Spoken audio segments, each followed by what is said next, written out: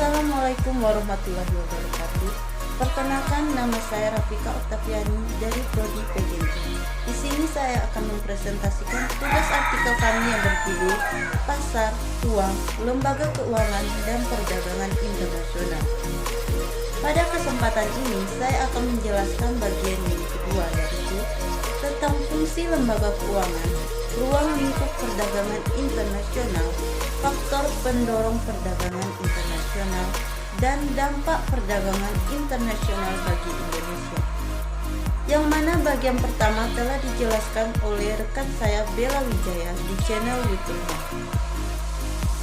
Sebelum saya menjelaskan materi saya ingin berterima kasih kepada Ibu Tika Meldina selaku dosen pengampu ilmu pendidikan sosial di PGMI 2A IAIN Curug. Langsung saja saya akan menjelaskan materi saya. C. Fungsi lembaga keuangan. 1. Melancarkan pertukaran produk atau barang dan jasa dengan memakai uang dan instrumen kredit. 2. Menghimpun dana dari masyarakat dalam bentuk simpanan dan menyalurkan ke masyarakat dalam bentuk pinjaman. Atau dengan kata lain, lembaga keuangan menghimpun dana dari pihak yang kelebihan dana dan menyalurkan ke pihak yang kekurangan dana. 3. Memberikan pengetahuan dan informasi, yakni A. Lembaga keuangan melaksanakan suatu tugas sebagai pihak yang ahli dalam analisis ekonomi dan kredit untuk suatu kepentingan sendiri dan kepentingan lain atau nasabah. B. Lembaga keuangan berkewajiban untuk menyebarkan informasi dan kegiatan yang berguna, menguntungkan bagi nasabahnya. 4. Memberikan jaminan. 5. Lembaga keuangan bisa memberikan suatu jaminan hukum dan moral mengenai keamanan dana masyarakat yang dipercaya kepada lembaga keuangan. 6. Menciptakan dan memberikan likuiditas.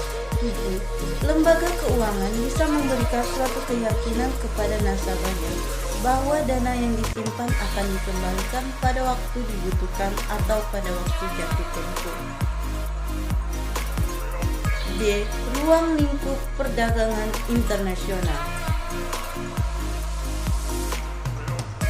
1. Perdagangan internasional melalui perpindahan barang, jasa dari suatu negara ke negara yang lainnya yang biasa disebut transfer of goods and service. 2. Perdagangan internasional melalui perpindahan modal, melalui investasi asing dari luar negeri ke dalam negeri atau yang disebut dengan transfer of capital. 3. Perdagangan internasional melalui perpindahan tenaga kerja yang berpengaruh terhadap pendapatan negara melalui devisa dan juga perlunya pengawasan mekanisme perpindahan tenaga kerja yang disebut dengan transfer of labor. 4. Perpindahan internasional yang dilakukan melalui perpindahan teknologi, yaitu dengan cara mendirikan pabrik-pabrik di negara lain atau yang biasa kita sebut transfer of technology. 5. Perdagangan internasional yang dilakukan dengan penyampaian informasi tentang kepastian adanya bahan baku dan pangan pasar atau yang disebut dengan transfer of data. E. Faktor pendorong perdagangan internasional. 1. Perbedaan sumber daya alam. Setiap negara memiliki sumber daya alam yang berlimpah.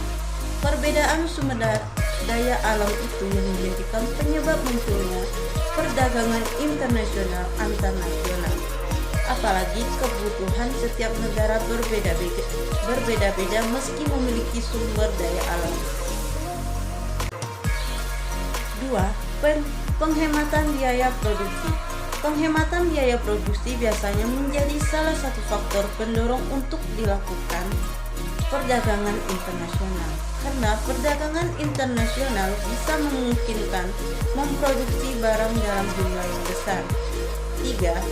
Teknologi. Setiap negara memiliki teknologi yang berbeda.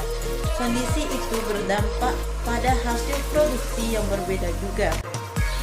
Negara dengan teknologi maju mampu menjual barang dengan harga murah kepada negara yang memiliki teknologi sederhana. Akibatnya, bagi suatu negara yang memiliki kemampuan teknologi atau kekayaan faktor produksi yang lebih banyak atau lebih baik dari negara lain dapat menghasilkan suatu produk yang negara lain sulit memproduksinya.